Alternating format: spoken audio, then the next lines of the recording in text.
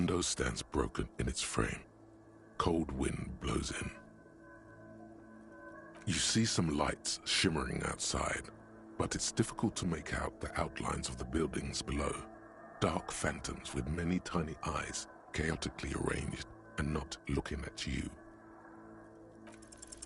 The shards face outward. Whatever broke this window came from the inside. A fine web of scarring covers the back of your right hand, but none of it is recent. More likely a projectile than a held object. There are no fragments on the floor from pulling a tool back in after impact. It is too large for a bullet, yet too small for a piece of furniture. You're looking for something heavy and larger than your fist. The shoe you found on the balcony fits the hole almost as well as your foot. It would have also been heavy enough if thrown with force. Congratulations, you smashed the window with your own shoe. And maybe, just maybe, you succeeded. We'll never know. Or maybe you were trying to smash your own reflection in the window pane.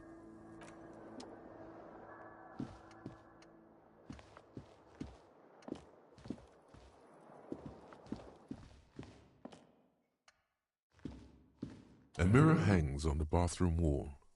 In it, your face, adorned with the expression.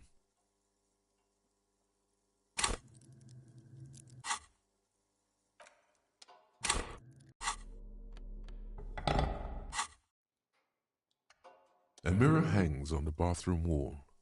In it, your face, adorned with... You handle the chain cutters deftly, applying just enough pressure. The faucet regains a recognizable shape. The steam stops. Told you that you needed those chain cutters. Everything is connected. Everything has a purpose. Your hands, however skillful, can't manage this task on their own. You should get your chain cutters out. The mirror begins to clear slowly without you having to wipe it.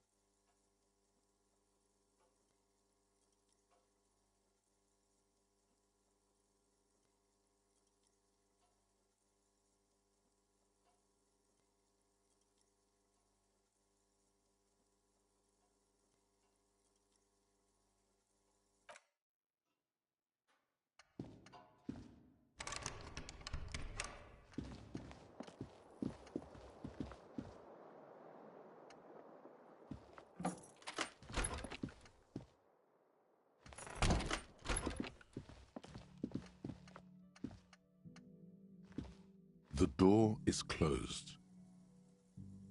Still nothing. You should punch a fucking hole in it. You slam your fist into the vinyl. It does not produce a hole. The door sits sturdily in the frame, and your fist hurts. This was all a very good, normal thing to do. Not to mention, great exercise.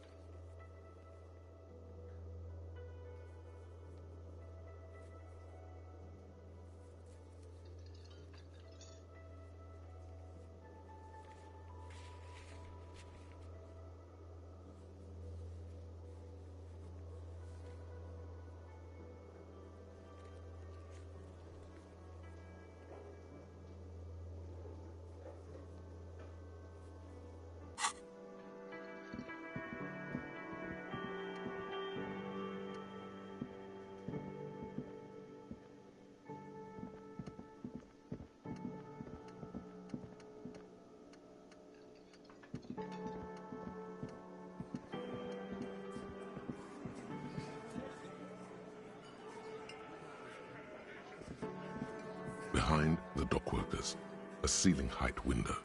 The hawthorn branches scrape the glass. You see 2, maybe 3 bushes grown into a single thicket over a period of circa 50 years. It takes time for a hedge like that to form. There's a little slide panel up there to let some air in. No need to open it in spring. It's still too cold outside. One can't see into the union box from the yard outside. That hawthorn is too thick.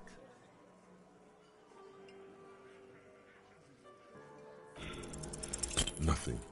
Just black tangles like the hair of an old woman. Motionless. The wind in the yard doesn't reach the hawthorn, nor does the light come in from this window.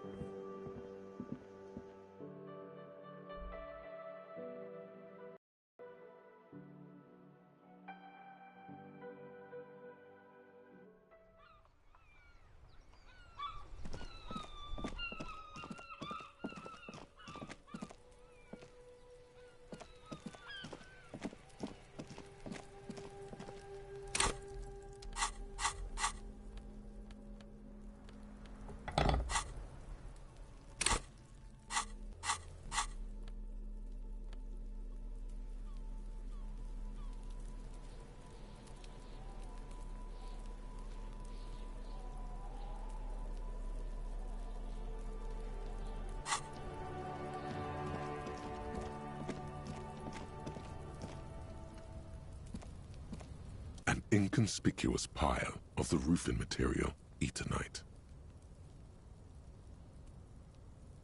It's nothing. Someone just left some roofing material.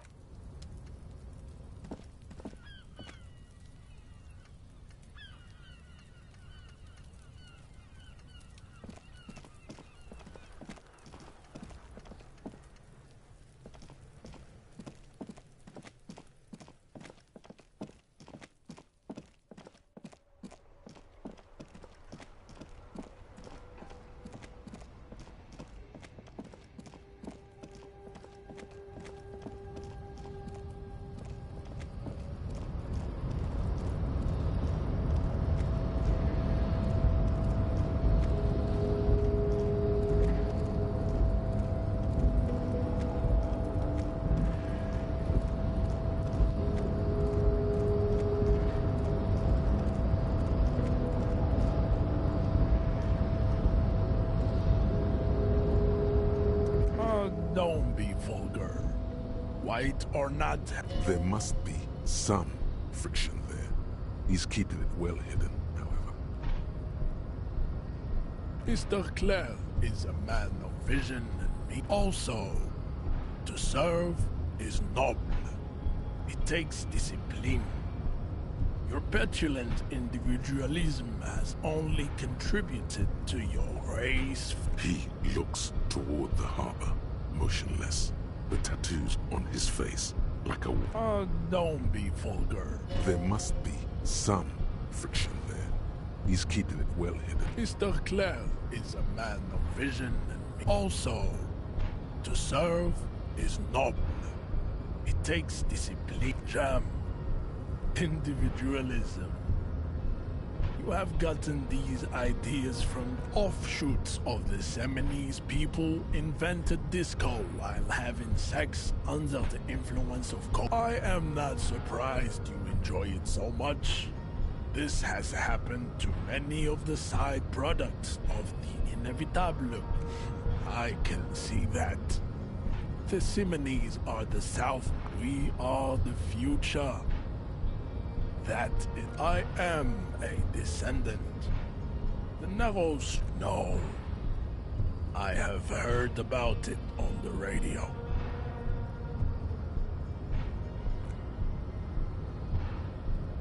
You have heard enough about our phylogenetic secrets for today. You have extinction.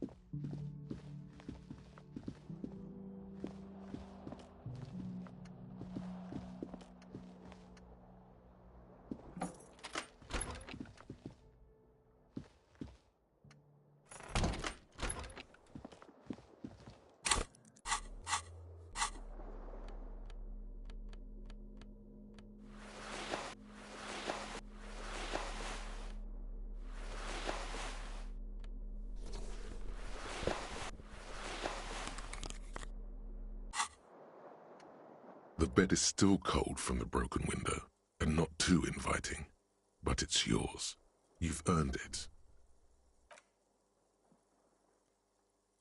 The bed is still cold from the wind blowing in from the broken window. The mattress creaks as you close your eyes and try your hardest to fall asleep.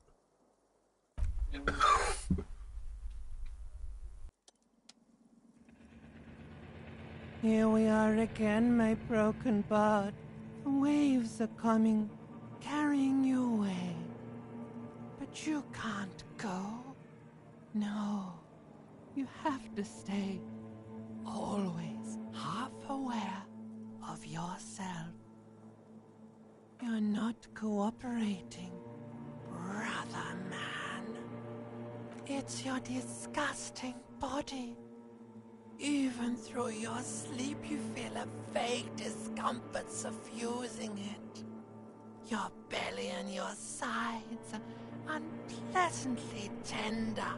You wish you could curl up into a fetal ball of safety. But you cannot, because of the pain. And there's a lot of it, ever present in your organs. It's like every one of them has their own nasty song to sing.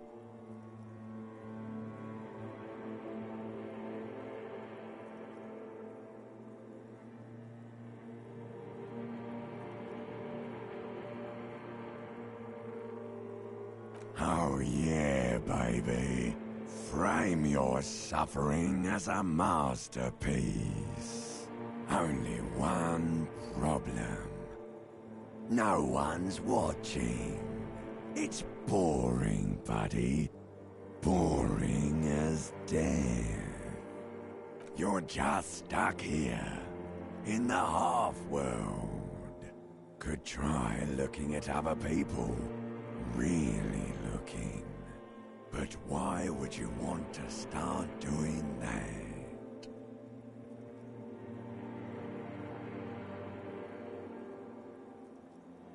Sure you do. They're all so friendly, aren't they? Some of them are nice. Others are scared. At least they're interesting. Each one has a process just like yours, running in the space between their ears, full of secrets. People are beautiful, statuesque, parodies and tragedies of themselves. A great democracy of creatures. What do you think you're doing right now? Coming to some greater awareness? Look at all these lights, blinking in and out of existence. Thoughts. You're just pretending that you're asleep, even to yourself, while the world goes on without you. Let it. Let it. But it never seems to let you go, does it? Time to rise and wipe that shining sweat off as best you can. Gather your bearings. Rock and roll.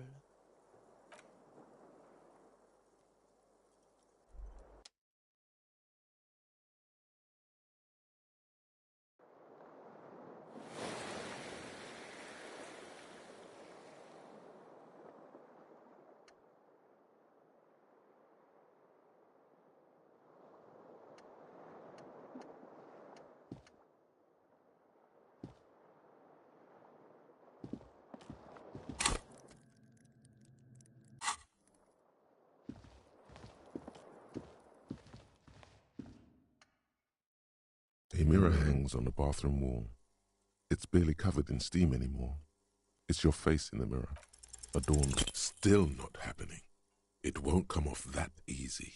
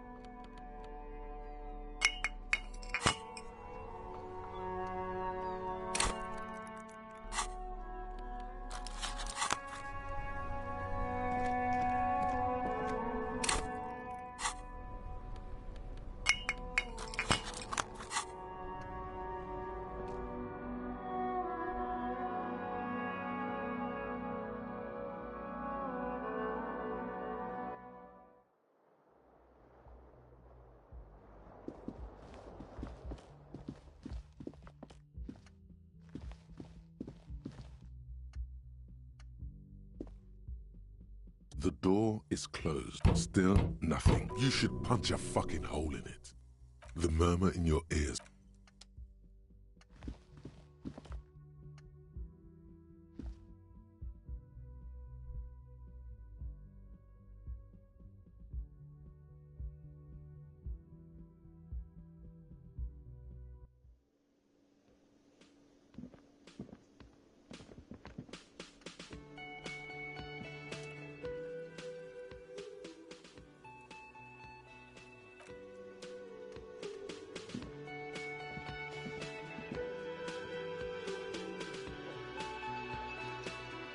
The woman in an RCM patrol officer's uniform winces as she notices you.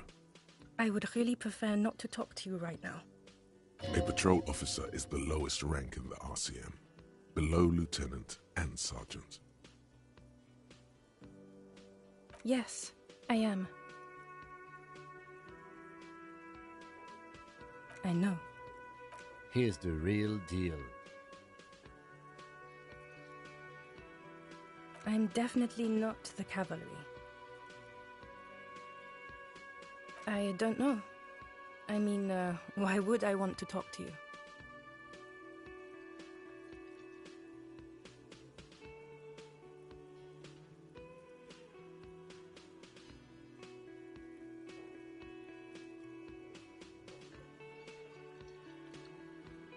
Of course he does.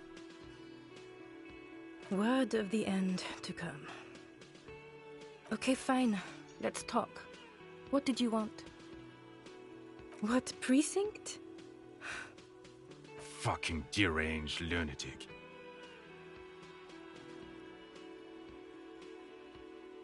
I don't know what to say. Don't say anything, Judith.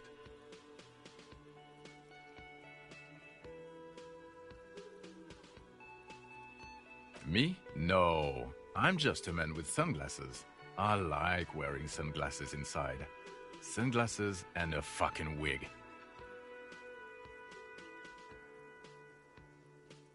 I'm just looking out for...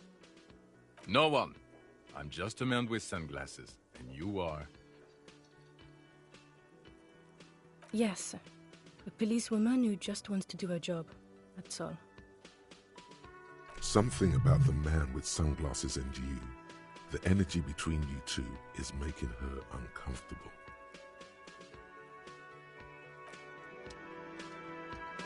You look like shit. And I don't mean that as a metaphor. Wow, you seem stable and in control. Allow me to say, alcohol really seems to have had a positive effect on you. Now, what do you want? There's something about this guy that matches with a face in your head. A similar but different face. The suit, the sunglasses, the haircut. He's famous. That's how you know his face. I'm not getting involved in this.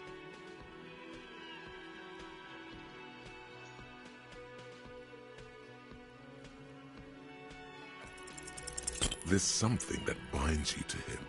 Some kind of an outfit, maybe. A uniform.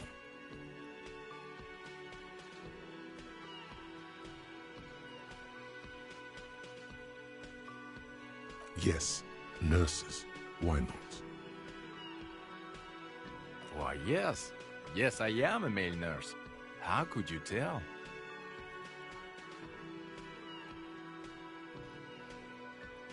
No, not really.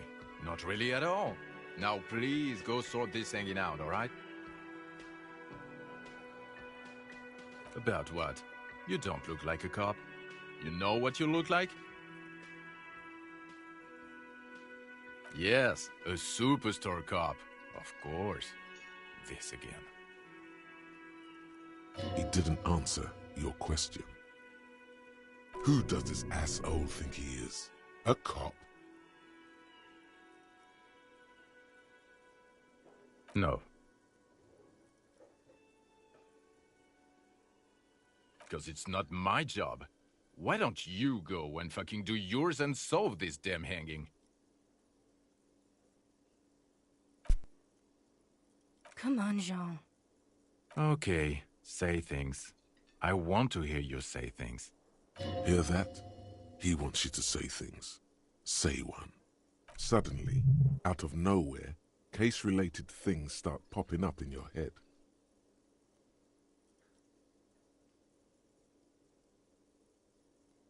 So, do you know who hanged him? Yeah, I can see that. I don't know. Why are you? You know what? It must be because he's buff. He looks like he works out, like he's got the devil on his back. Oh my god, there's more. You want something more? What is it? Not as famous as you, superstar.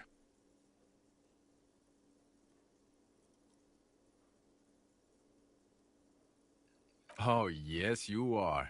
And you've worked really, really hard, haven't you? Jean is obviously suffering. Okay, superstar. Talk to me. What do you want? You want a pat on the back? Okay, why not?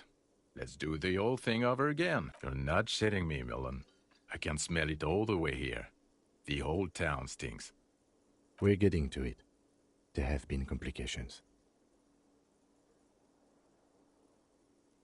I would love to, but I'm busy fucking off and not cramping your style.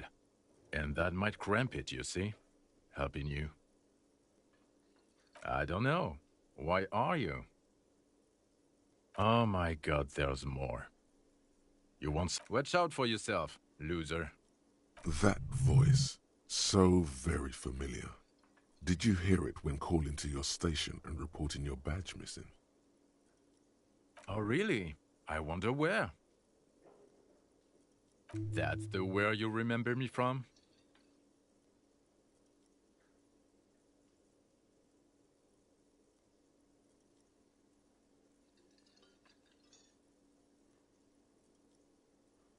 You don't say.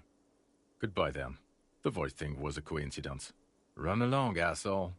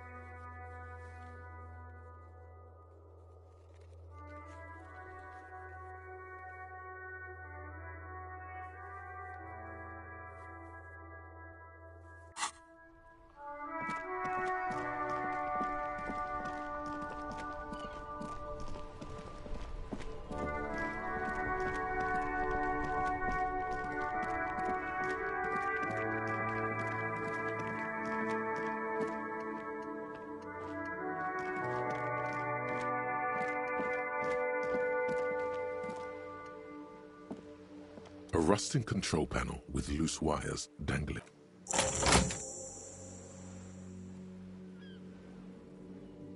The water lock starts moving.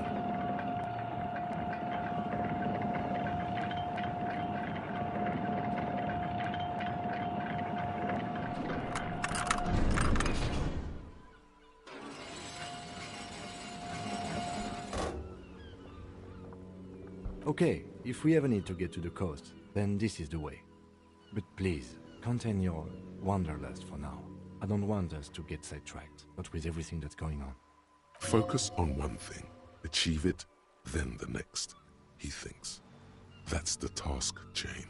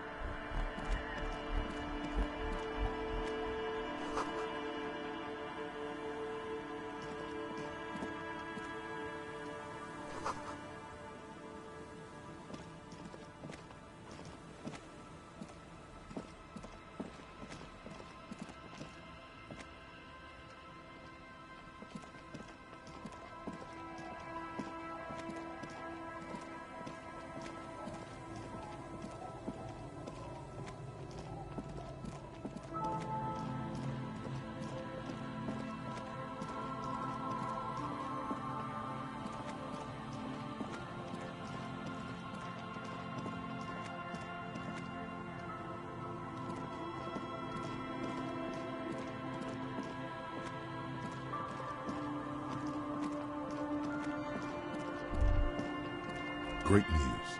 The boat is big enough for a grown man like you to fit underneath it in a supine position. I don't know. Sleeping? What do people do under boats? This is merely a measurement from your visual cortex. Do with it what you want. The elements are rough around here.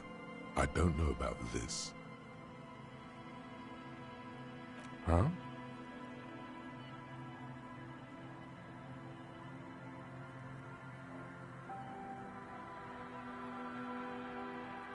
Sarcastic self-pity is not what we need at this moment, officer.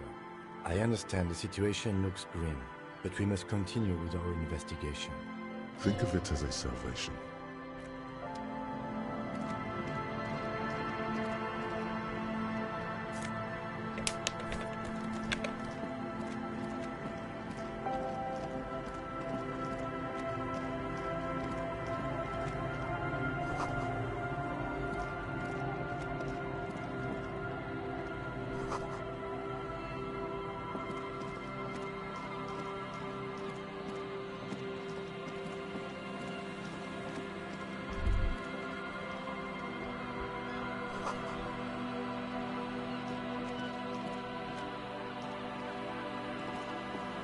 A banged-up motor carriage lies half-submerged in the icy water, slowly sinking into the Insulindian Ocean. Only the cabin top, rear wheels, and the engine remain visible.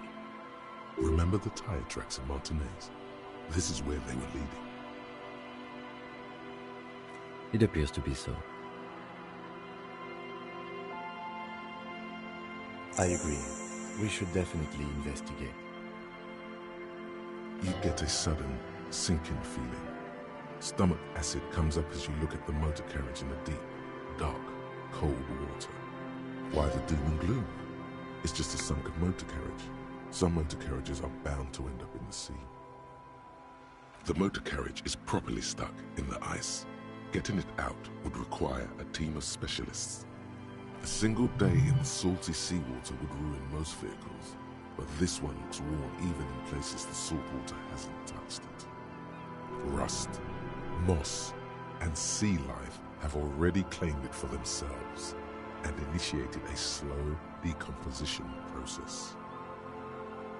The logo is too deep in murky water. You can't make it out, but you do see a monkfish float by.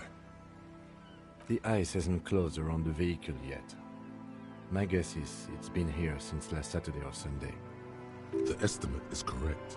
The incident probably occurred on Sunday evening. Let's wait for the low tide and see what's inside. I don't know. An hour or two, tops?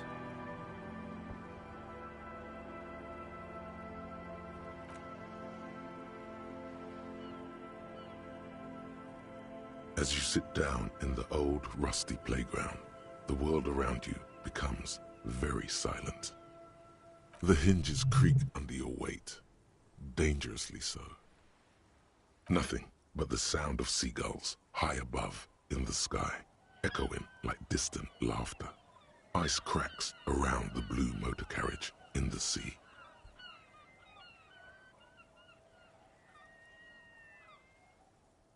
Yes, it does.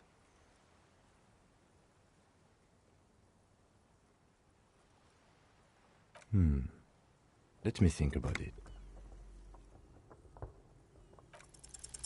Spit flies from your mouth to your moustache, your chest.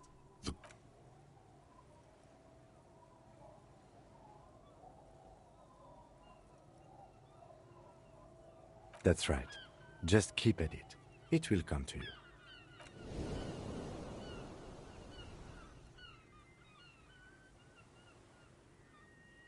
You hear the sound echo on the large body of water. Clouds race across the spring sky, and suddenly you just feel better about everything. The clouds pass in the sky, and the shadow of the swing moves like the hour hand on a timepiece. 30 minutes have passed.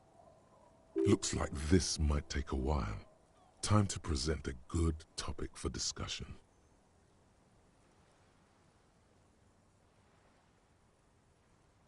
I'm pretty sure I told you already, didn't I? My dad and mom are both half Seolite. Clouds on the horizon grow darker, and the shadow of the swing set keeps climbing. You hear the distant rumble of the city. 30 minutes pass.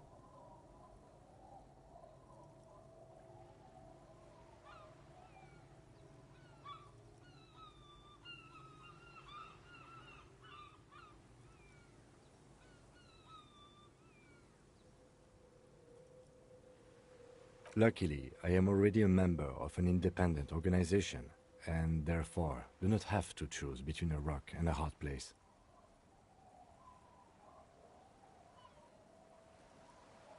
Your voice echoes on the water, strange and out of place in the environment.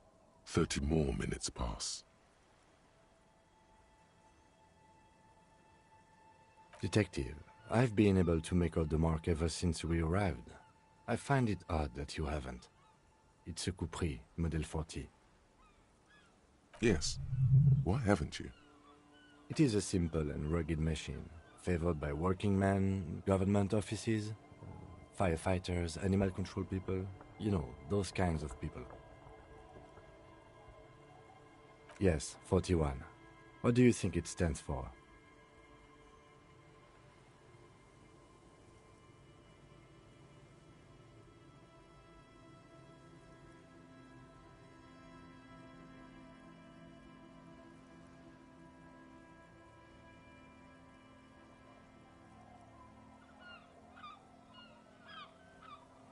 I'm sorry, Harry. I'm so sorry. 41. Precinct 41. A massive pit opens up in your stomach, and the most terrible feeling comes over you. You feel like you're about to faint and fall off the swing. Your hands get clammy, and the air tastes sour to breathe. Oh God, Harry. Oh God, Harry. What did you do? No. Just nope. Say no to this, Harry.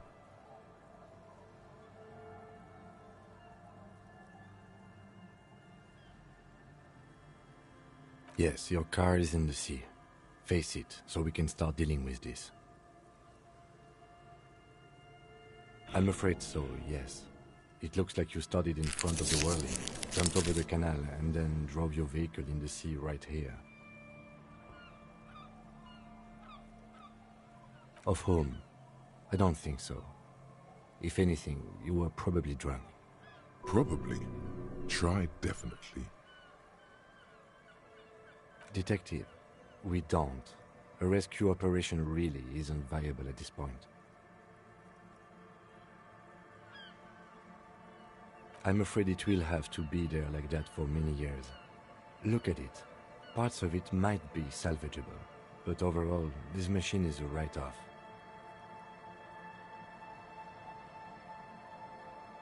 That is very unlikely. All the electrics are toast.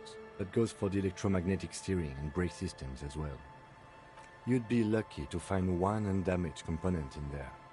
In a few months, there will be nothing but rust left of this vehicle. It'll be cheaper to buy a new one. Well, not cheaper. This motor carriage costs 40,000 real. But in the long run, it still makes more sense to buy a new machine than try to refurbish this.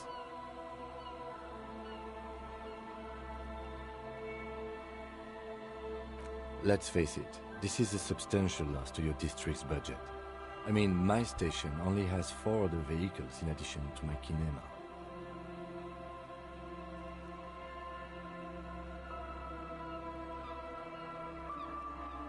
People are more valuable than machines. Training a police officer is even more costly. People, yes, but not you.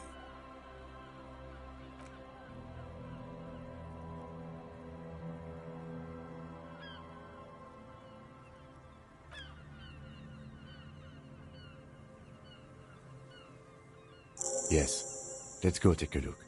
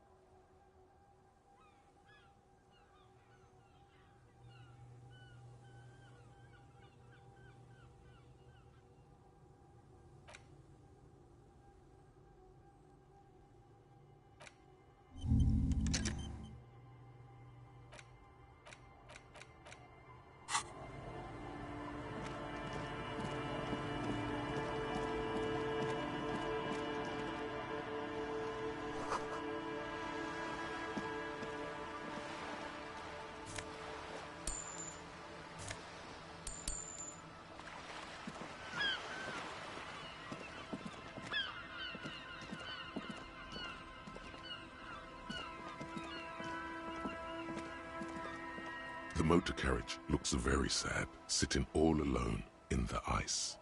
Remember the tire tracks in Martinez? This is where they were leading. It appears to be so. I agree. We should definitely investigate. You get a sudden, sinking feeling. Stomach acid comes up as you look at the motor carriage in the deep, dark, cold water. Why the doom and gloom? It's just a sunken motor carriage. Some motor carriages are bound to end up in the sea.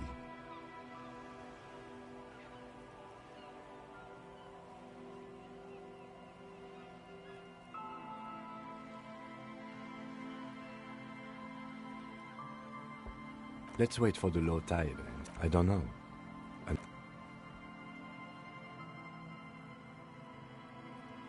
As you sit down in the hinges creak under your weight. Nothing but the sound of seagulls high above. It's impossible to say if it's happening. If the clouds pass in the sky and the shadow of the swing moves like the hour hand on a timepiece. 30 minutes have passed. Looks like this might take a while. Time to present a good topic for discussion.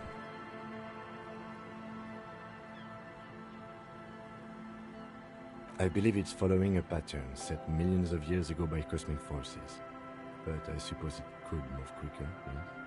Clouds on the horizon grow darker, and the shadow of the swing set keeps climbing. You hear the distant rumble of the city. 30 minutes pass. God, I hope so.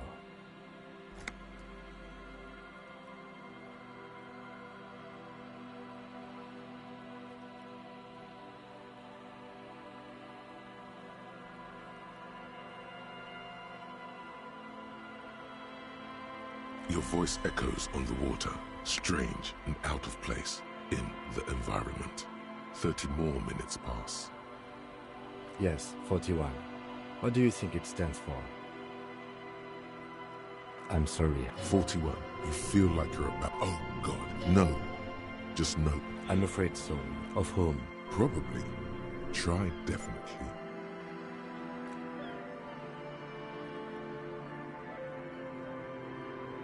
Yes. Indirect modes of taxation. Turns out, those Financial Oversight Committee gangsters stuffed millions of hard-earned dividends away in the last place anyone thought to look. The hearts and minds of everyday Rivasholians. You need to spread that deregulation gospel to the people. Tell them about that foreign fair tax. Preach that 98% gross burden. Preach it, preacher man. Set the brothers free. Taxes are racist.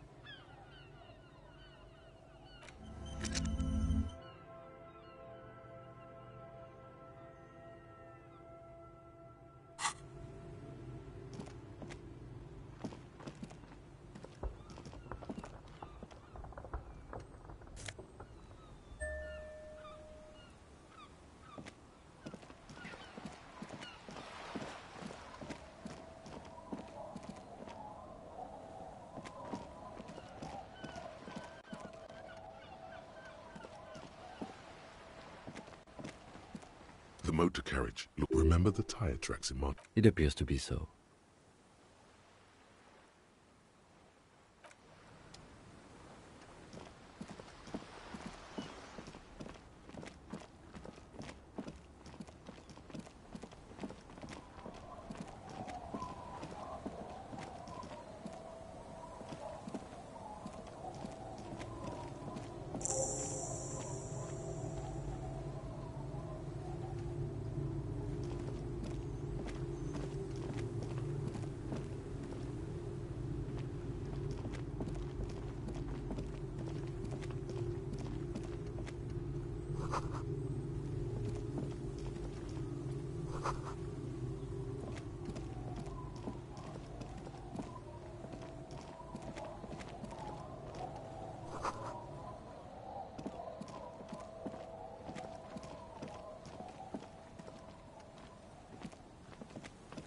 worn and beaten wooden planks. We can...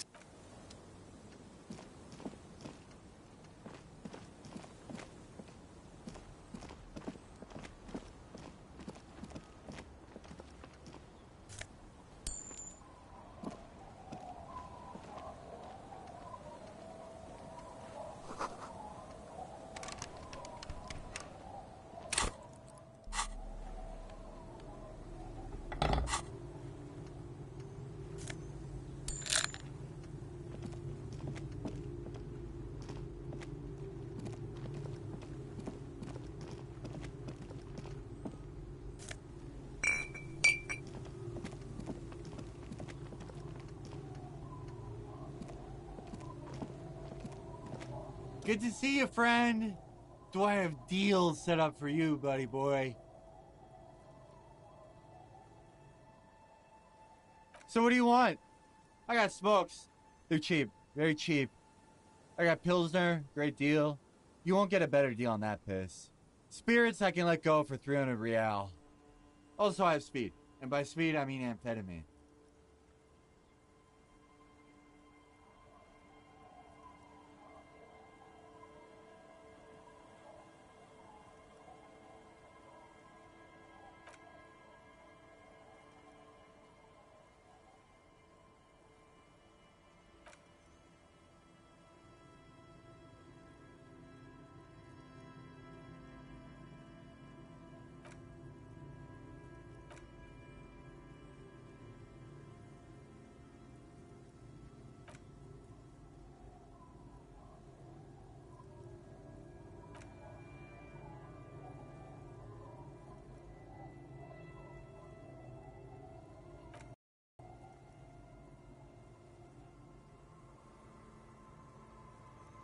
The hook?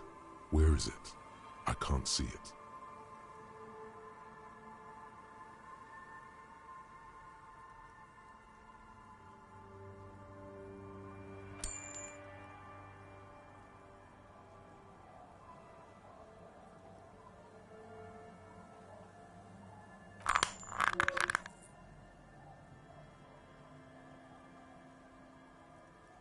That is unhygienic and dangerous, and it does not endear you to me. Just wanted to make that clear, okay?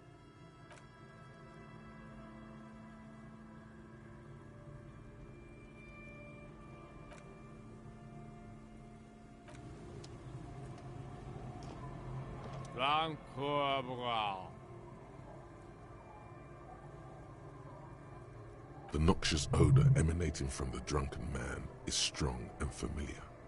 Don't you call her? Yeah! Don't call Abigail! Uh-huh. Abigail. Don't you fucking call Abigail. Never thought you'd see such a thing in your life. But this guy's a little too drunk. Don't call Abigail! The man hiccups, then mumbles something unintelligible. He snorts and beckons you to lean in closer. Don't call Abigail. Don't call Abigail.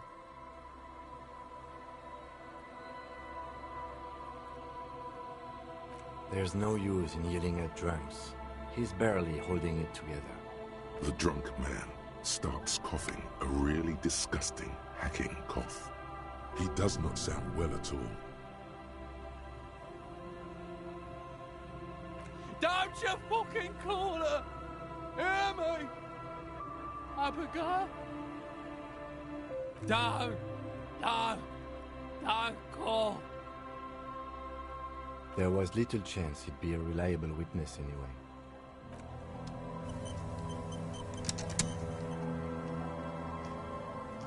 Hey, Tequila!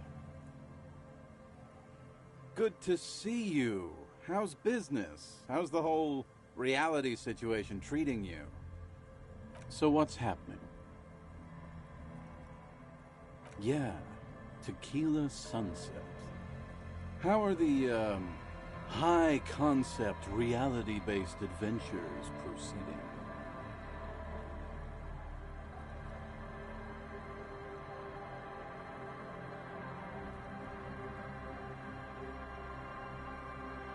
That's the spirit. I used to shape reality into my image a long time ago. Those days are over now. Sadly, things aren't going that well in Idiot Doom Spiral Land. Haven't found those keys yet, haven't won that great piece of ass back. No word from my business buddies. We are saving the world. Please! Please don't go! Don't go! Okay, we're drinking. We're drinking alcohol. That's what we're doing. I tried to save the world once, a long time ago, with enterprise, creativity, and willpower. But that didn't work out.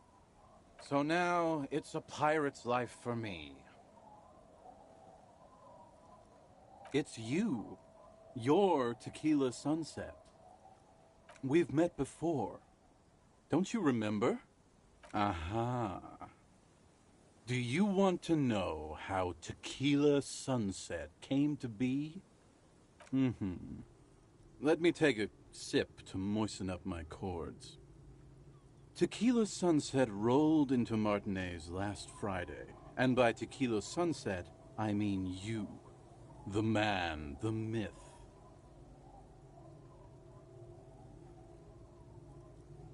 Hey, let's not jump ahead of ourselves. This is your story. Stop interrupting. You got here on Friday to solve a case, hoping to be the early bird who gets the worm. And by the worm, I mean the buzz. Because as far as I know, all you did was get piss drunk. Word on the street is you went around the local hostel telling people that you're a police officer, and that it would be really fucked up if you shot yourself in the head right in front of them. That's pretty high concept, if you ask me. Does that sound like something you'd do? Yeah, probably. The lieutenant's brow is furrowed. He's listening as casually as he can. It was a late Saturday night when we, the Union of Moribund Alcoholics, were getting our drink on. Nothing remarkable about this. We get our drink on 24/7. Makes everything warm and glowy. I trust you know the feeling. One moment we hear the sound of a motor carriage revving up somewhere on the plaza, followed by a series of dings and bangs. Do you remember the sound of wood cracking? The billboard? Naturally, loud noises pique the interest of anybody owning a pair of ears. That's just the reality we're in. Anyway, there was a brief silence. A gasp of silence, if you will, followed by a real commotion. We heard the carriage careening towards the coast at top speed. Sounded like someone jumped the canal. We grabbed our brewskis and rushed to the jetty. Never underestimate the speed of an alcoholic. What we saw was a sight to behold. A beat-up police carriage containing you. Right there on the beach, you revved the engine and screamed at the top of your lungs, "The time hath come!" So, naturally, being the curious cat I am, I asked what time hath come. To which you replied, "The time hath come for Tequila Sunset, the end of all things."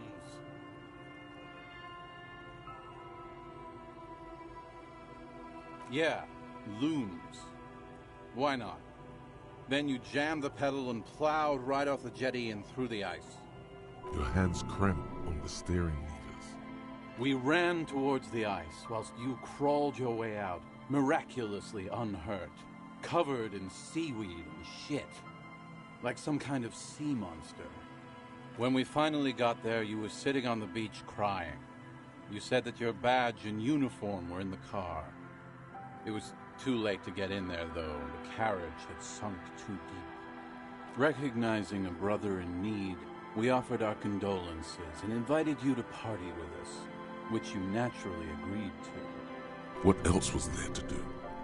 Thank you, brothers, for your helping hand. We asked about the whole Tequila Sunset thing, and you told us it was your name now and insisted that we all call you that from then on.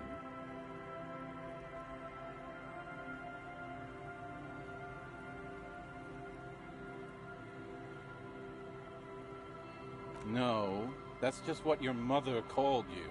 Your real name is Tequila Sunset. Just embrace it, brother. Hours. It was an all-night drink-a-thon. Then, at some point, I think it was Sunday morning, you got belligerent and wanted to talk about Revacholian women. How they're beautiful and also whores and so on. How one of them fucks you real bad.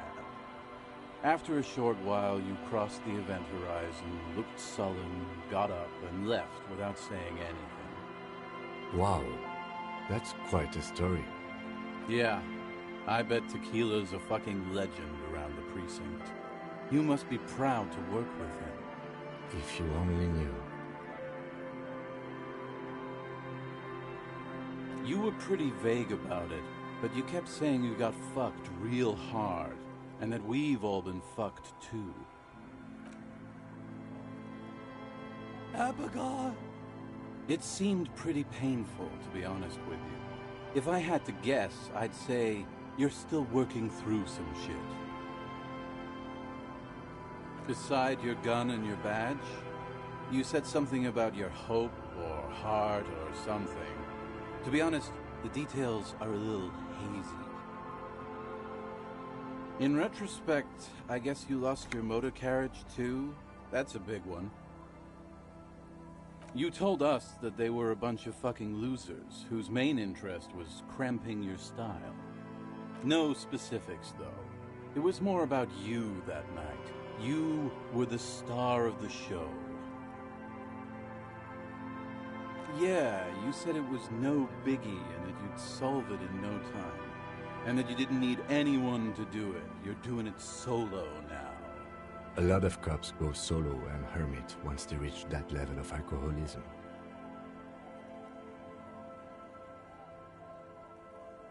Yeah, you said that it was okay that you crashed your carriage because the spectral hand of the market was guiding you. This was before you started talking about how the Pinkies were always trying to fuck you. You kept calling yourself a goddamn superstar who'd cleared 501 cases. As you've already determined, the actual number is just over 200. But what's a little embellishment between friends?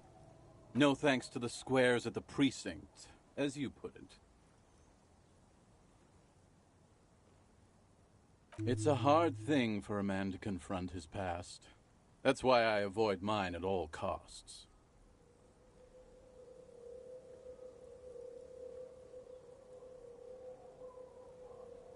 Whoop-de-doo. So now I'm a fucking storyteller. Right. Why not? Better than a beach bum.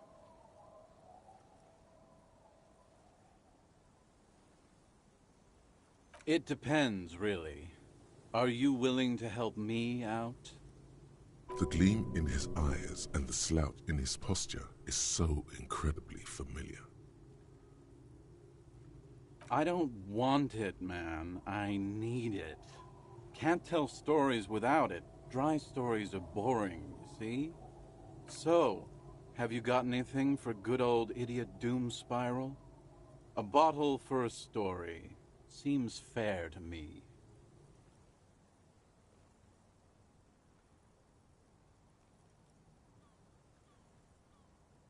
Interesting. Ah, this is what they use to keep the working men going.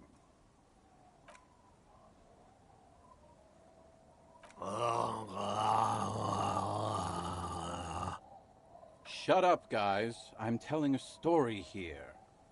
Something happened to you. Something happened to me, too. My actual name is George, but around here, you already know.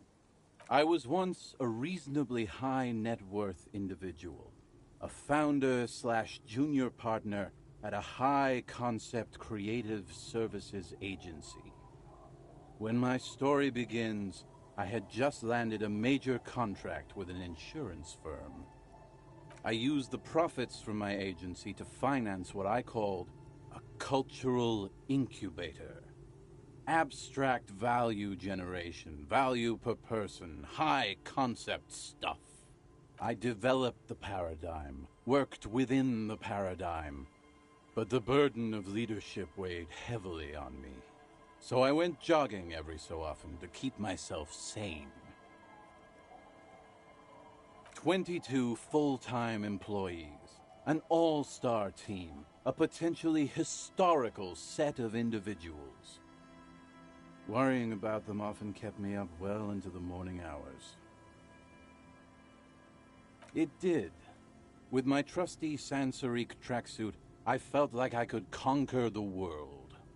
But now dreams are worn thin, much like my tracksuit. One day I left on my evening run. As you may know, it's impossible to clear your head when you're distracted by the sound of keys jangling in your pockets. He's right. It's incredibly annoying. His eyes are clouded, his dilated blood vessels encircling his irises like stinging brambles. So I removed the key ring and put the keys for the front gate and the apartment into different pockets to stop the jangling, you see? At least, that was the plan.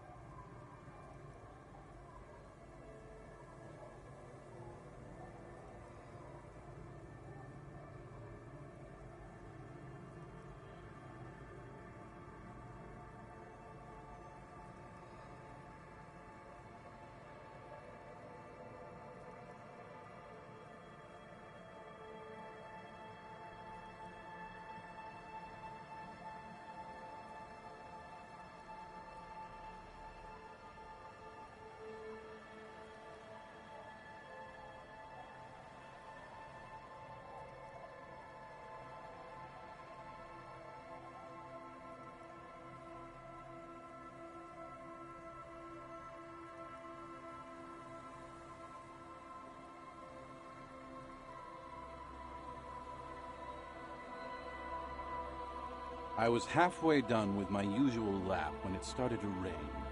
The reality situation became very wet, very quickly. Wet, okay? It was raining really hard. I made my way back home and discovered that I didn't have the key to the front gate. I'd mixed it up with the key to the letterbox, which was useless.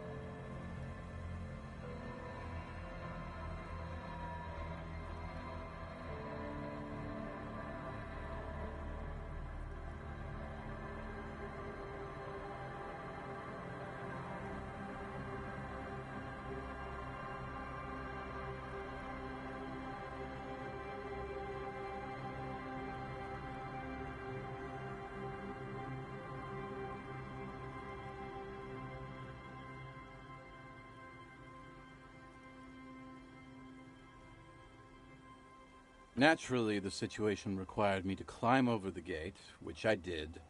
There was no climbing down because I slipped and landed on my ass. No, you don't. Whatever. The point is, reality was looking rather grim just then. Me lying on my ass in a mud pit in the middle of a heavy shower. But when life knocked me down, I always got up. So I made my way across the yard. Standing in front of my apartment door, fumbling with my pockets, I realized that I'd also forgotten my apartment key. I wish I were, Tequila. I wish I were. Instead of my apartment key, I'd taken the key to the office. I rang my neighbors' buzzers. It was late, and most of them didn't even answer. Those who did assumed I was trying to sell them something and hung up before I could even explain the situation. People are naturally wary of ad men, you see. One moment someone chats you up, 5 minutes later you've bought a box of edible lingerie and a strap-on. I don't begrudge them, especially since I was known to be one of the best. Just then, I experienced a moment of clarity. I still had the key to my office. I could wait out the storm there. But when I reached my office, I remembered that I'd asked one of my producers to change the locks that day. And since I hired only the best, he'd already done it, and I couldn't get in. Anyway, long story short, life spiraled out of control. I haven't gotten into my apartment for years, and my girlfriend left me because she didn't want to date a homeless man. The company, well, you see where I'm going with this.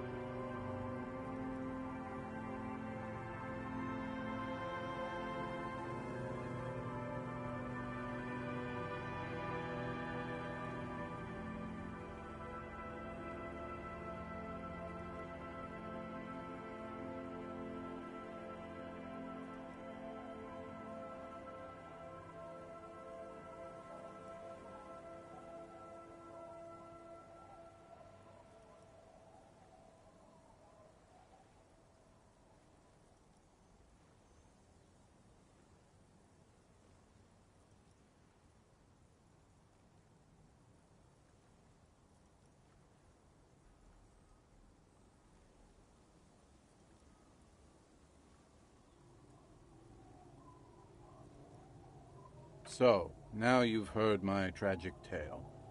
What do you think? Like nothing you've ever heard, huh?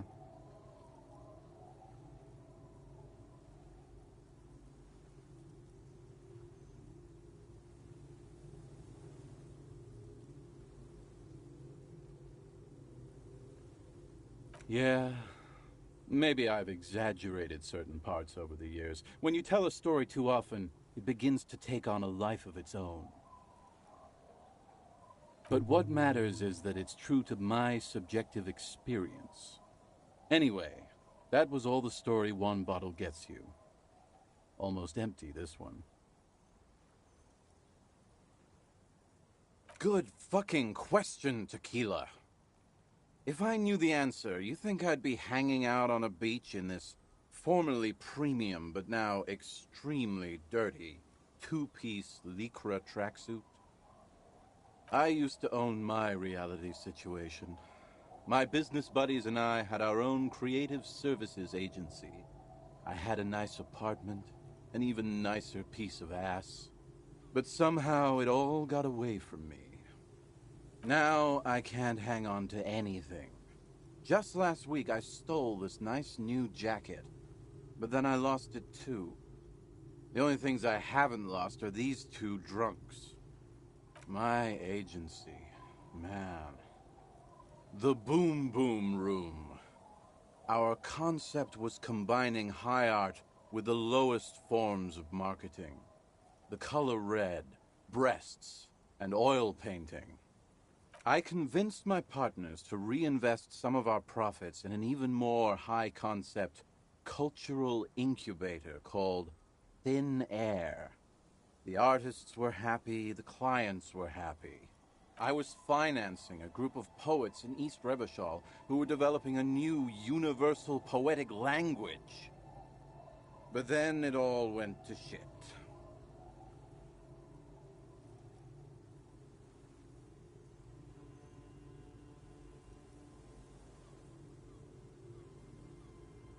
Well, you know, sex sells. That's the first rule of advertising.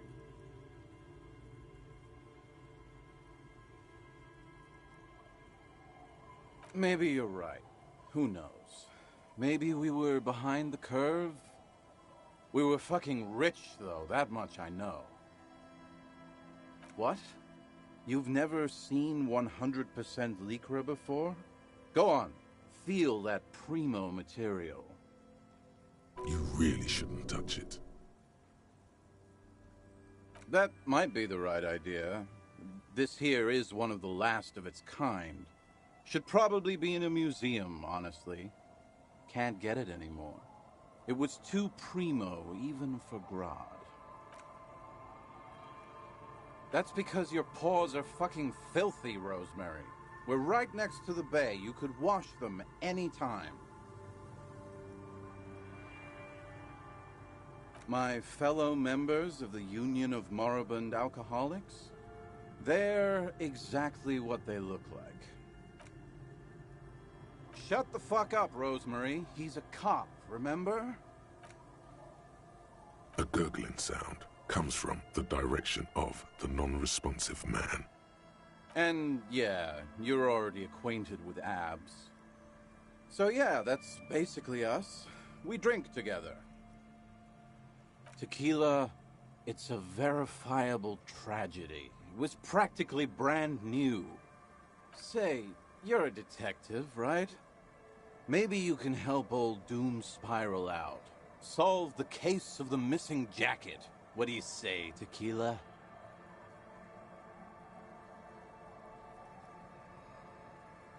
If I knew where I lost it, don't you think I'd have it? I mean, maybe I was up by the boardwalk or walking along the beach somewhere north of here, that's for sure. You could ask around, see if anyone's seen it. I'm all ears, Tequila. What's in a name?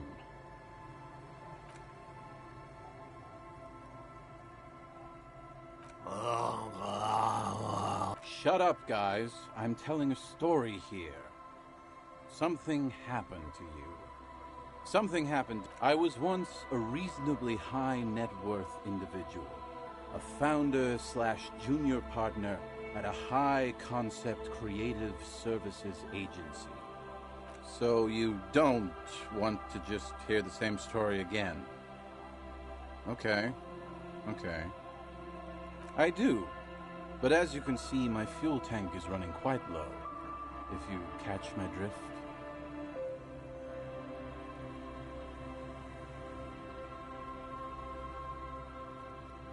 Then I can't keep on telling the stories. You too, Tequila Sunset.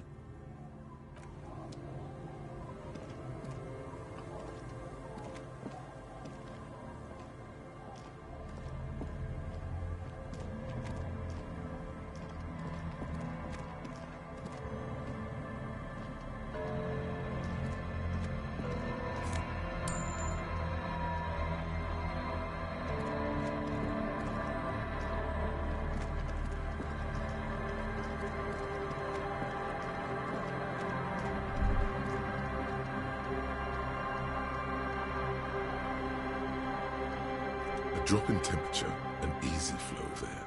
An empty street. Before you, a thoroughfare unjammed with lorries. No more drivers smoking on hitch steps. Just silence. Chemically sweetened. Across the road, a forgotten bus stop. Corrosion has opened a hole in its roof. An elm tree watches over the building. Its branches are dripping with rain and snow. The road is smooth and motley. Craters filled with a black asphalt. The asphalt, first laid, is grey already. A row of tenements are under construction in the distance. A tub warm with water, white with soap. A man bathes while radio waves transmit the lottery numbers. 4, 18, 21, 4, 1. A modern washing machine rattles a drawer full of silverware. Number 312D. Young girls used to come here, huddled up, hoping for more warmth than their thin coats give them. The bus took them to school. It has not run for 8 years. There were not enough girls to sustain its cost. Craters pocked the surface. Children played in them, until heavy trucks full of black pitch rolled in. The landowners have filled the craters with money. It is a vital artery of the flow of trade. There's one bump on the road. A dead dog lies flat about 200 paces away, right at the turn. Tragedy comes from the wheels of a fast RCM vehicle, hurrying to work. The cold washes over you. The sound of the sea has grown distant. The wind moves the aerosol. A detective stands behind the boom barrier. A breeze moves a curl of his hair.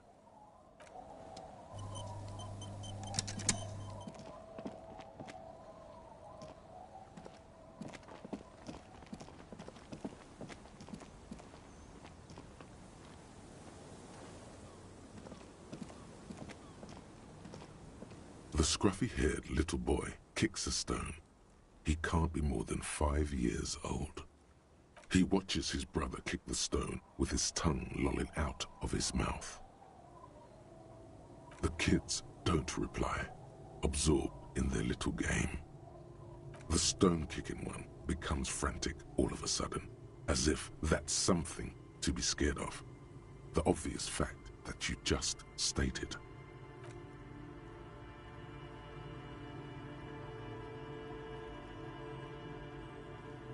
The boy doesn't answer. His brother throws another rock. Both of their hair is covered in some kind of dirt. The rock kicker was just being shy, but now he's enthusiastic again. You're bad with kids.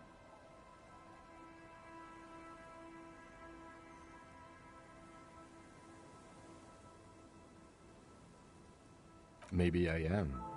Now, how about some actual police work? We are not getting anything here.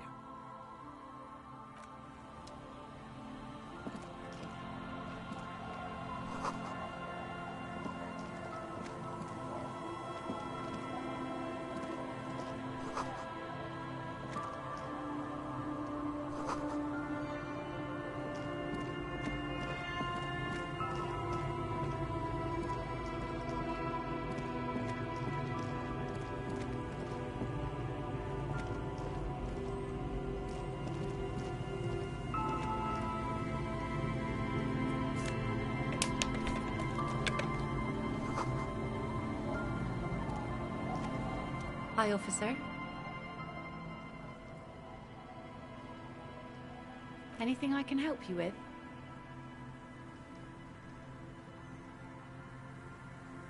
You've graduated to Lawbringer now?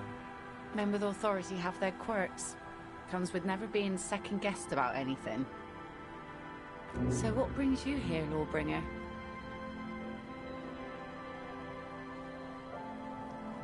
A fishing village on the seashore. This place doesn't really have a name. It's sometimes called Elysium. The sign on the street leading here is illegible. Has been since they built this place.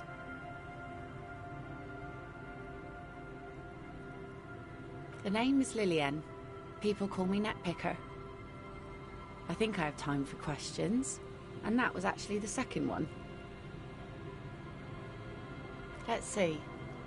Who are you looking for? I don't think I know what these are. Care to elaborate?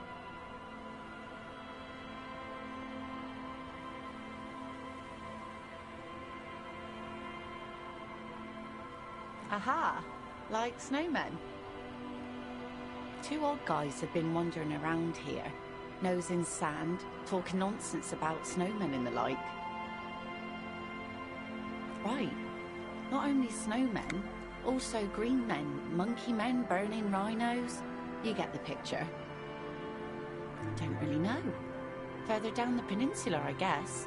I mean, that's where they were heading. Who else are you looking for besides snowmen? Yeah, I'm not really looking for that anymore. Not much into the middle-class ones either. Could do with some landed gentry, but apparently they don't make those anymore. Wish I could help you with that, but I haven't seen your working-class husband. Maybe I can help you find someone else. Well, how can I assist you then, officer? Oh? Who? Well, how can I assist you then, officer? Where are you? This says by signing, I agree to living with construction noise. What exactly is the Union building? What a nice idea. Wouldn't have thought that Everard and the Union have nice plans for anything. I thought they only cared about themselves. Well, I guess Union members have children too. He has a pen and everything. Here you go.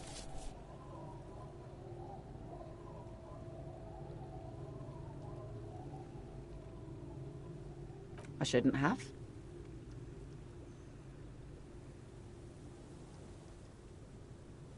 That's what I asked you. It's a youth centre, and I have children. Got to give them something else. Anyhow, you also need Isabel's signature. If it's a bad idea, she won't sign. You'll find she's a tougher nut to crack than me. Remarkable. That one already lost everything else, and now his jacket too. It's a good thing, too, that he has an actual police officer looking for it. Good old doom spiral. Upper management to the core. How sweet of you. It really is. I check around the abandoned fish market on the boardwalk. Drunks are inexplicably drawn to markets. Might be why they have such trouble staying in business. If one of them lost something, that's as good a place to start looking as any. Like I said, fish mostly. Sail the waves, take care of the kids, pick nets. Right now, I'm tarring a little skiff. I sell the fish to people in the Delta to serve at their fancy restaurants. Authentic Insular Indian cuisine. Sometimes I also walk to the beach to see what the sea has given up. The sea is full of surprises. Wood, pieces of glass. Every once in a while we see dead bodies. Human, animal, fish, other odd sea creatures. A mine washed ashore once. Bottles, drugs also. Lost cargo in general. Most of the time it's just wood and glass. All right. Major choice moment. You only get to ask one thing. It would be weird to say them all. Choose wisely. Mines. Mines. You need mines.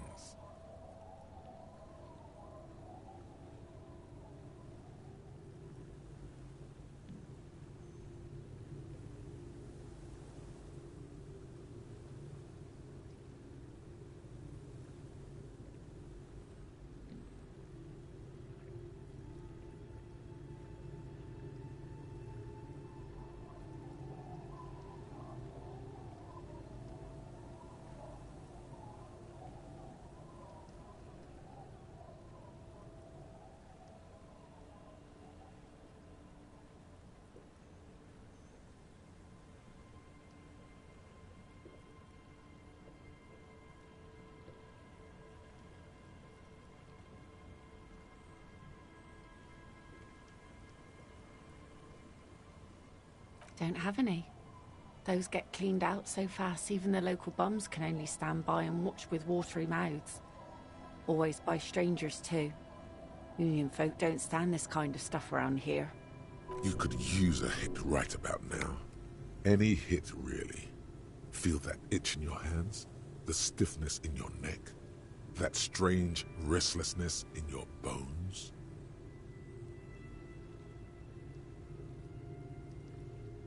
Unfortunately, the factory sold this one with a 3-year warranty instead of a story. It's to intimidate folks, mostly.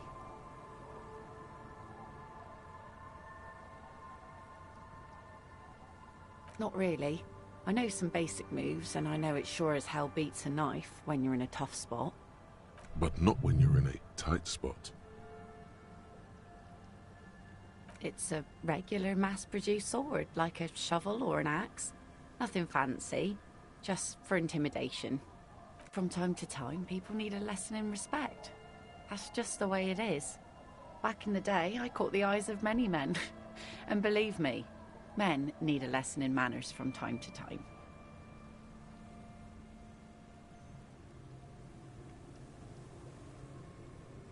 What makes you think we haven't? The truth is that almost everyone in this life is scared and tired and stupid and too dull for that. That goes for men too. But they put on an act for us. Pretend like everything's good and living in shit doesn't bother them. Like anyone falls for that. That does not go for real men. It does not go for you. Show her. Show her the wonder. Coach means the expression.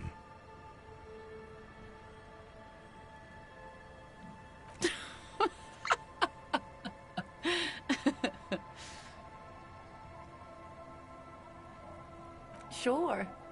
It looks as if you could face down any horror in the world with that same unchanging grin. It's like a shield. The traces of her laughter are still there, in her eyes, fading fast. No, I'm afraid not. Tempting to confiscate the blade I used to keep these animals in check. It would put me in an early grave. Is she flirting with you? A little? You think she might be? Some went to patch their wounds, their lesson learned. Others were more thick-headed. And one of them, I ended up marrying. Guess I enjoyed the way he bled. Gone.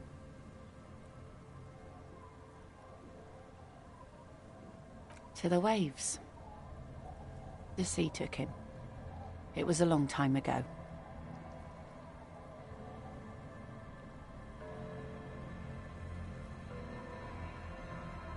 He didn't respect the sea. Went out there, drunk like a skunk, and sure enough, one day the boat was found floating empty. The bloated corpse turned up 2 weeks later. Now, before you tell me how sorry you are for my loss, know that it was 4 years ago, and I've moved on. There's only so much mourning you can do for a drunk with sinewy muscles. She really liked those muscles, though. It's in the way she pronounces sinewy.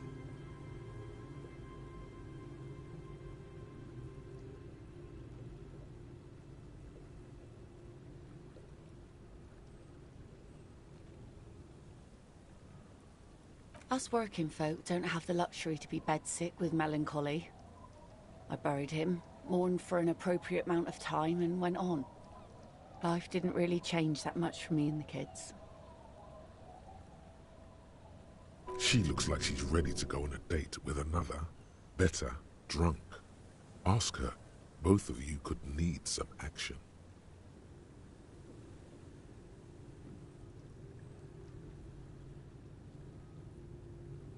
Sure is. The sun, I call her, coated with a fresh layer of tar just yesterday. It'll take some time for it to dry, assuming the sunny days continue.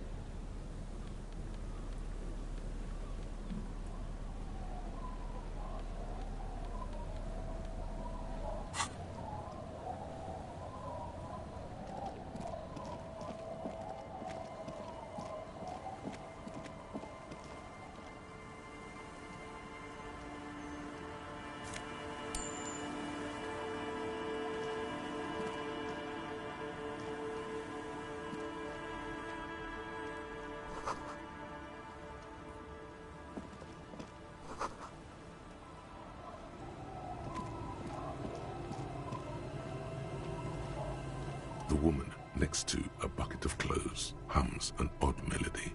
Her eyes are closed. Welcome to the fishing village. Please lean in closer. I have cataracts.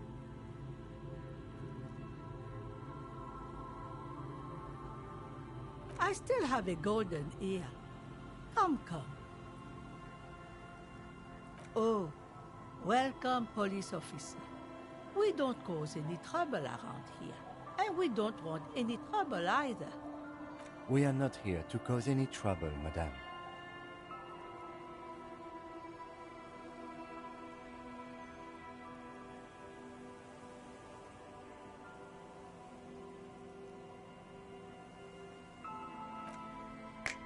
No, you're not. I've seen you around here before, 12 years ago. You didn't raise any hell. You were quite helpful, actually.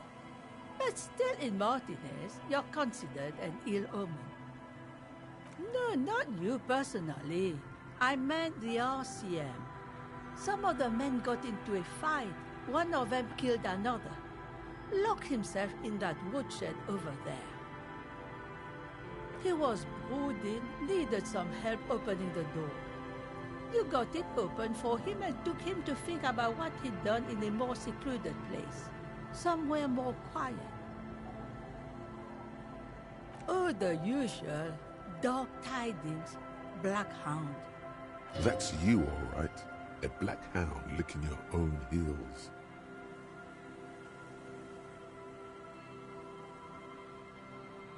Maybe we are afraid. Because you're an ill omen, but you're still welcome here. As long as men with guns aren't chasing me. And maybe even then, because that's the kind of fishing village we've built. I'm sorry there's not a lot of room to park your motor carriage. And not a lot of houses. Or a lot of people. My kids are long gone, searching for treasure. So are others. Ah, look at me rambling. What brings you to us?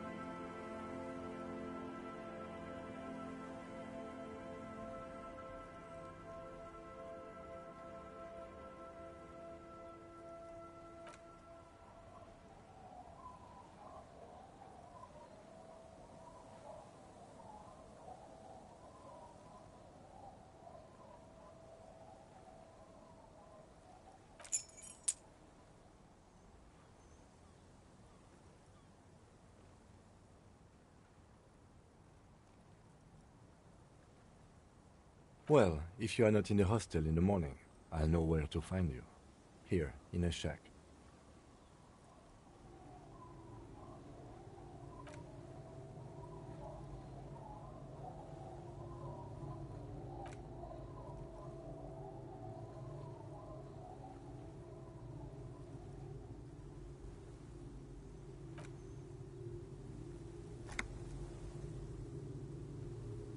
Between here and Gemrock, a dusty sea of old trees, all covered in industrial soot. Small houses under them, an overgrown park.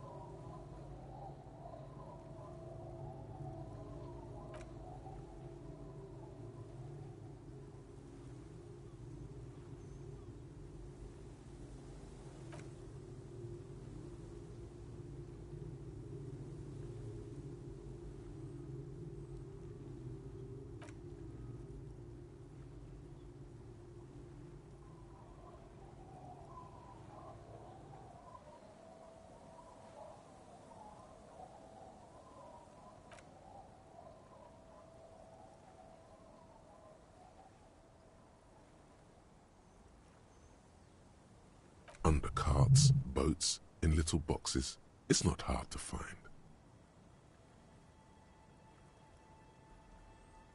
She nods, rinsing another piece of cloth.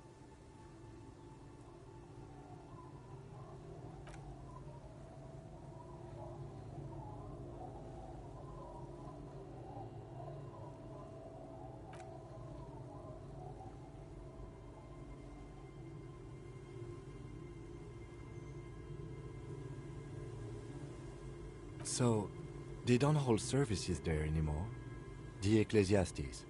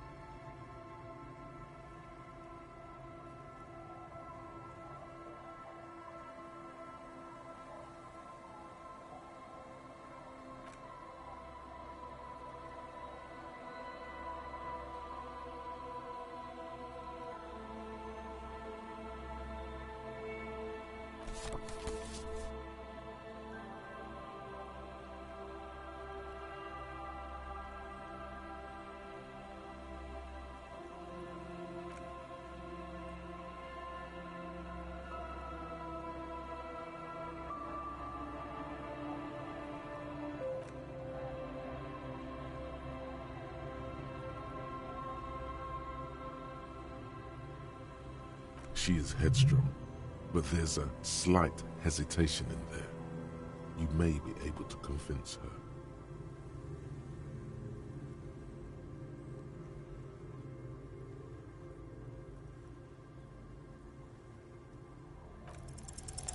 It's really in her best interest to listen to you. You know how the world works.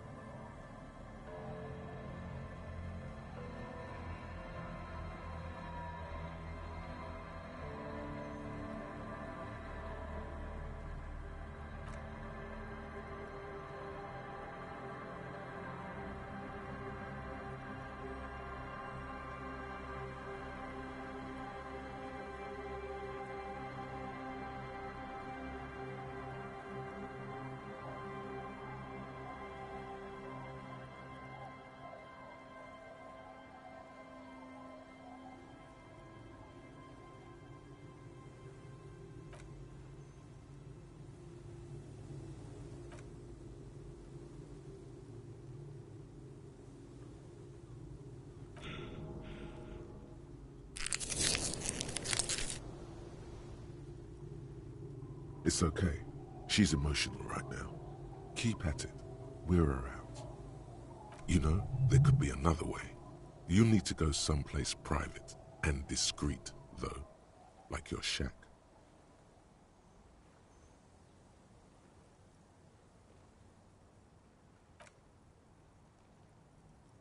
That's an excellent question, ma'am.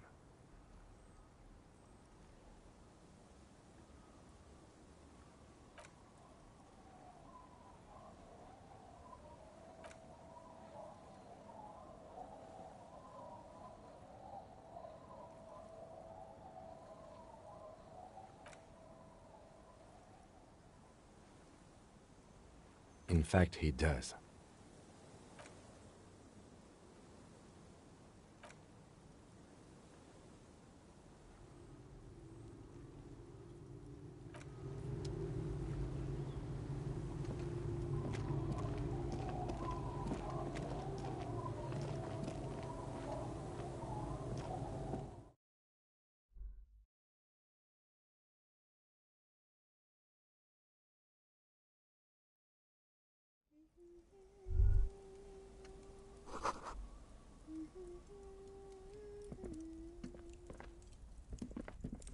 Hello, mister.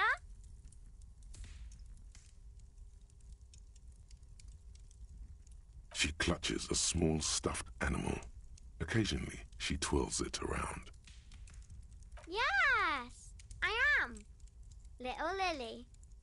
You know my mom? That's nice. My mom is great. She's never angry or anything. Yes. They don't want to play with me. They're older and play outside. They look the same. Sometimes I can't tell them apart. They look identical.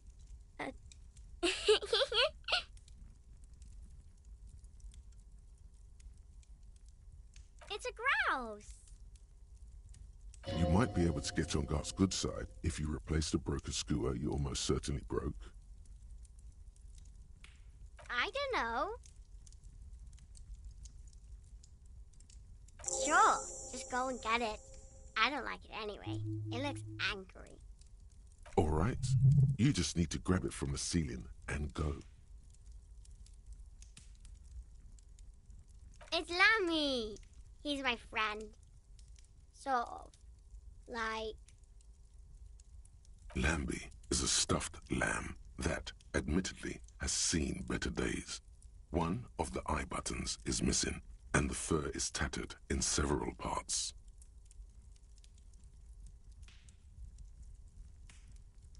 Lammy usually doesn't like strangers.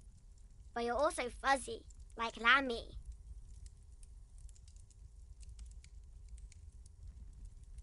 Bye!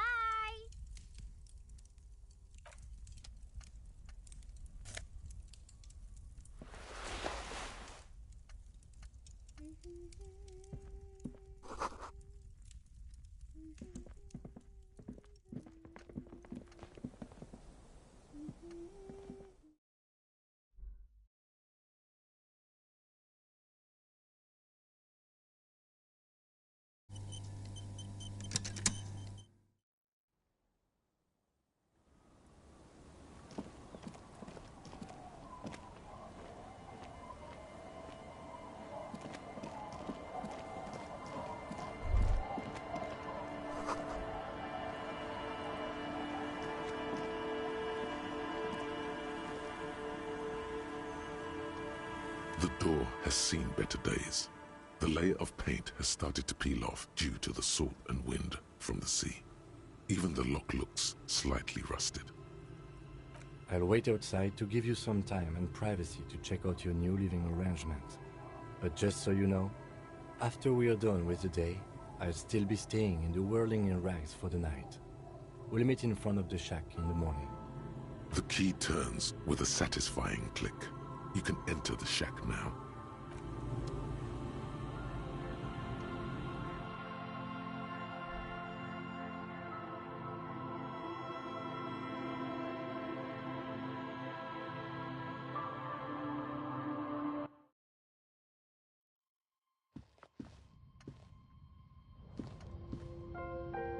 An old mirror hangs on the wall.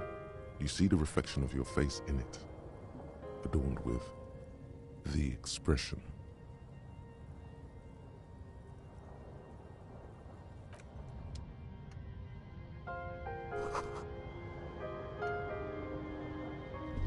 On the table, you see a bowl of water, a rough soap, and next to it, a small hand mirror. A straight razor soaks inside the wash basin.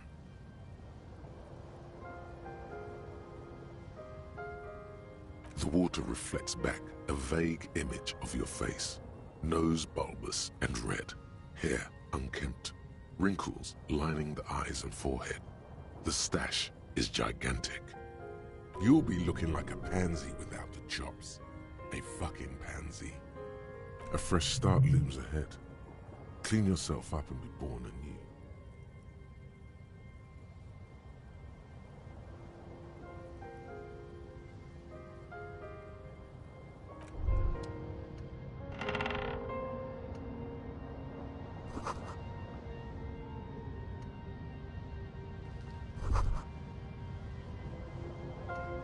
A brisk coastal wind still howls against the window of the shack. Occasionally, the waves crawl in under the foundation, producing a low hum. The room feels muffled, like you pulled your hat over your ears.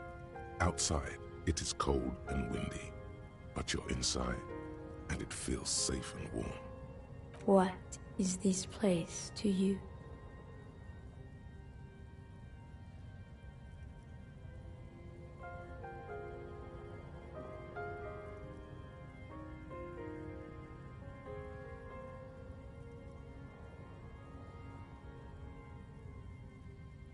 Overhead, you hear the forlorn shriek of seagulls.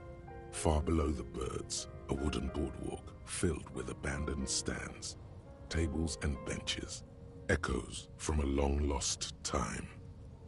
A middle-aged man stands in a rundown shack on the edge of a fishing village, listening to the heater hum on the wall.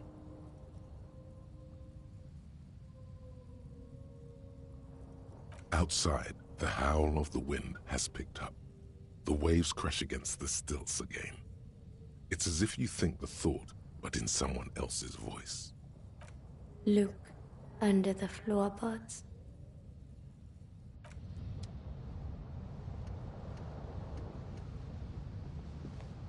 On the table, you see a bowl of water, a rough soap.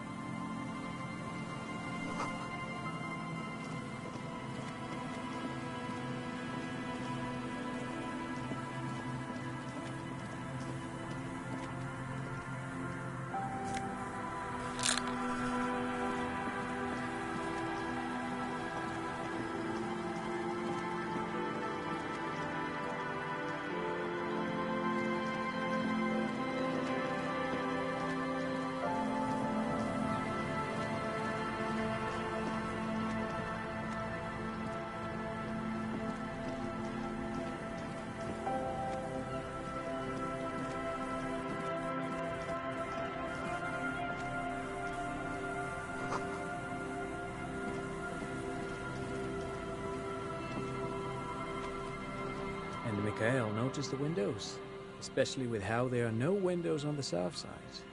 This was to deal with.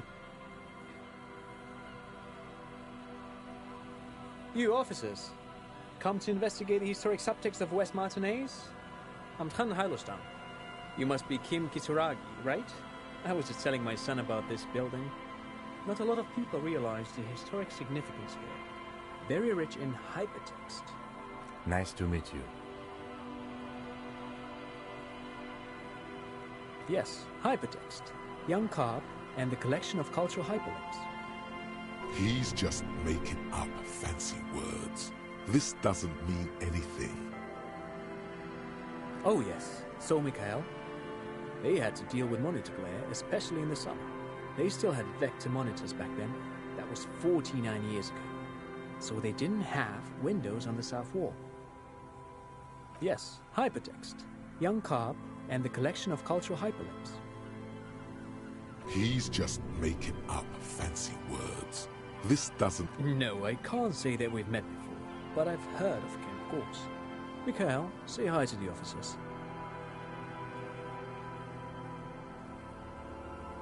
Mikhail's a little tired today. We spent all night trying to run Orbis on his radio computer. Have you heard of it? It's a programming language used in Grad. Quite tricky, but he wanted to play this Grad-made adventure program. We've been getting really into worms lately. But I assume you're not here for giant worms when there are so many real things to see. Just as I was telling Mikhail before, this is where the Coalition landed in '08.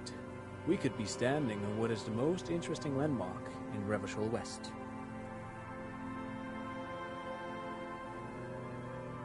Aha! But it's not just any empty old building. What not a lot of people know is, this used to be the R&D department of Felt Electrical. And Felt, which now sells ink cartridges mostly, was once a top dog in the turn-of-the-century cybernetics boom. Hold on. What's R&D? It looks old and weathered, with seagulls picking apart its stone and metal carcass. Bushy undergrowth has taken hold of the collapsed rooftop. Some kind of bird has set up a nest on a broken windowsill. Apologies, it's an acronym for research and development. They don't use it anymore. You're probably more familiar with RTD, Research and Technological Development. Mea culpa. You are not familiar with that one either. This man is a bookhead.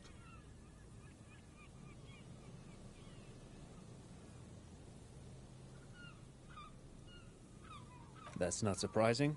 Only a vestigial ink cartridge and ferrotape manufacturer remains.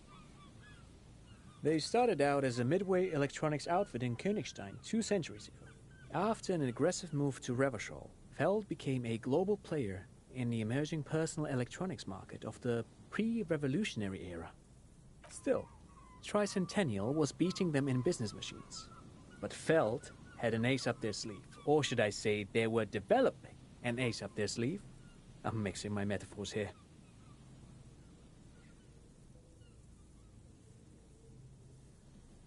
It was here in Martinez, possibly in this very building, that they developed prototypes for a tape computer. An elegant folding mechanism of rollers and ferrotape ribbons, portable enough to be a take-it-home solution. Revolutionizing business machines, possibly even bring them to the average consumer. Which is a feat of engineering even today's giants, Rehm, ICN and ZAM, haven't achieved yet.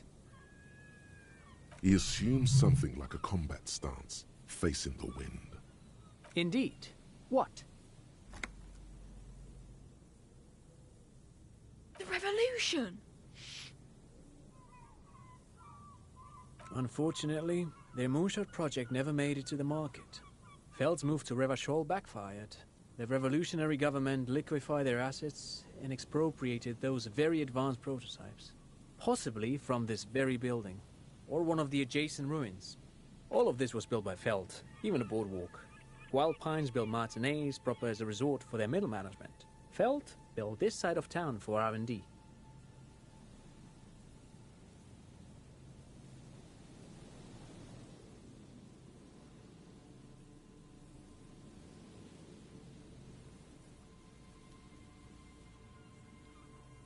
Yes, they even built a pleasure wheel, but that got destroyed in the war. A pleasure wheel?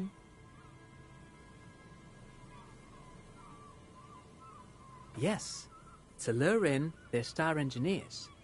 This part of Martinez was nothing but reeds before Feld arrived. They had to make the prospect of living here attractive. It was supposed to become a global center for innovation in cybernetics. But history had other plans. Oh, I'm afraid it didn't end well for the boys. But this story is a bit too dark for little Mikhail here. Now, if you were to ask about tape computers, they used them for military communications, but also to write and send out press releases, the most notorious example being Le Décret de Mars. What's the Mars Decree? I mean the radio transmission sent out to news agencies and world governments by the newly created Commune of Revachol on the 7th of March in the year 02.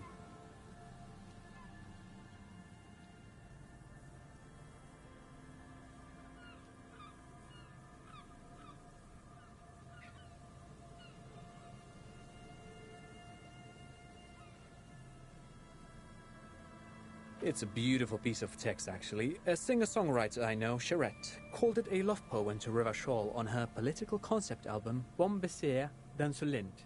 You should read it. Every local library in Revachol stocks a copy of the decree. I tried to get Mikhail to memorize it. Tried to. Someone was much too interested in worms to be paying any attention. The kid takes a peek at the green and silver worm on the cover of the book, already forgetting about this part of the discussion.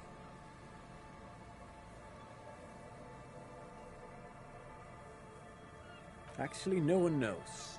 No one even knows what a computer made entirely of tape would look like. But word has it, they were very elegant, exquisite, alien-looking turn-of-the-century hardware. 10 years ago, I did a little freelancing, I guess you could say. I was a special consultant for an exhibition at the Womty Dumpty Dum Center in Vredefort, Oranje. It raised the same questions, and we had lengthy discussions with Paul Ockerman, who was head curator at the time. This was before the twins Keith and Guy Juice joined the team, trying to...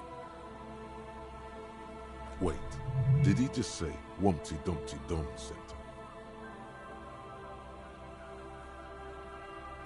He did it. He said Womty Dumpty Dum Center, like it's the most natural thing in the world. What the hell is a Womty Dumpty Dum Center? And who the hell are Keith and Guy Yost? The Womty Dumpty Dum Center for Contemporary Art. The exhibition itself drew on Lagerman's notion of memory, and so there were some parallels. That's why the head curator, Paul Ockerman, chose to...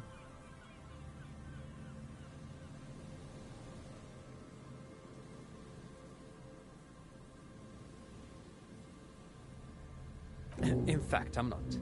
The Womty Dumpty Dum Center is a place you can visit if you're ever in Vredefort and are ever in the market for an exhibition space / contemporary art research center. But perhaps I should return to the tape computers. As I was saying, the device itself was very elegant, fragile even. One could write directly on the tape using a special chemical solution. The machine would then analyze the handwriting, perform operations, and project output onto a white screen. It was a beautiful, delicate thing.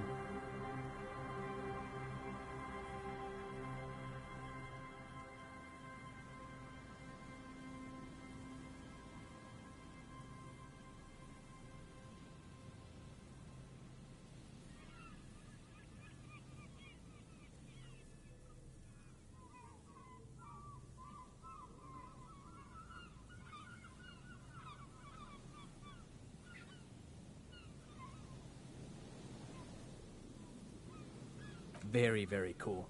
Though I understand the socio-economic causes of the revolution, it pains me to imagine the revolutionaries setting fire to this precious device.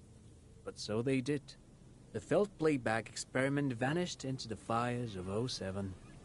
Yes, the official name of the prototype. Some sources report it as the Feld playback experience, but those are incorrect. Who knows? Maybe it was an accident, or maybe they didn't want the technology to end up in the wrong hands. Either way, they're all gone now. All 3 versions of the prototype. Nothing but debris and ashes remain inside that building.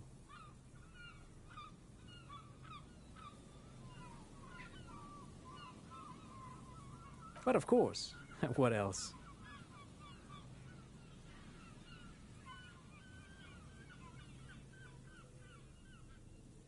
I do have some money, yes, but that's not what's really important here. He's not gonna give you money. What are you doing? Clearly you were just profiling.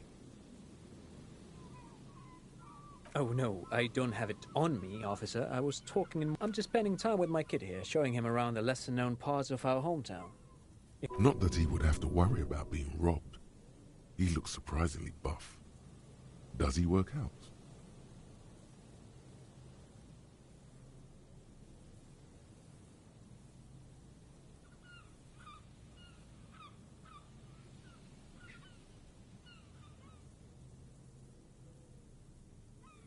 I do some Lomantang stick fighting now and then. It's an anthropological heritage of the Lomantang people. A martial art of sorts, but what not a lot of books mention is that it also carries a cultural significance among the Lomantangs, as it used to be the best means of showing off to look for a bride, which, interestingly enough, brings us to the socio-economic structure of the traditional rural tribes of the Lomantang Isles, which... But anyway, I'm boring you with details again. You were saying...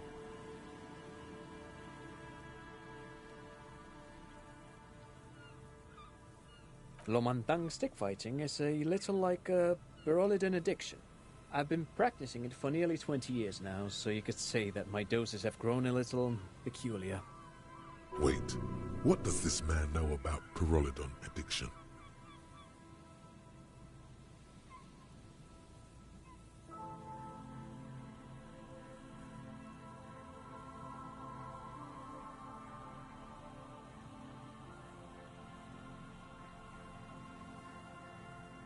You got me, detective. But my history should hardly come as a surprise. Here's a former junkie. I can recognize when I see it. Dad's fighting with sticks every night after dinner for 4 hours. He has a special room for that, and a special costume. That's right, Mikhail.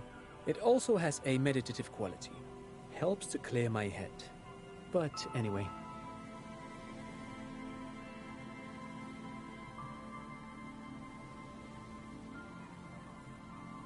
No, thanks to you for having me and little Mikhail here to pick your brain. A very interesting conversation indeed.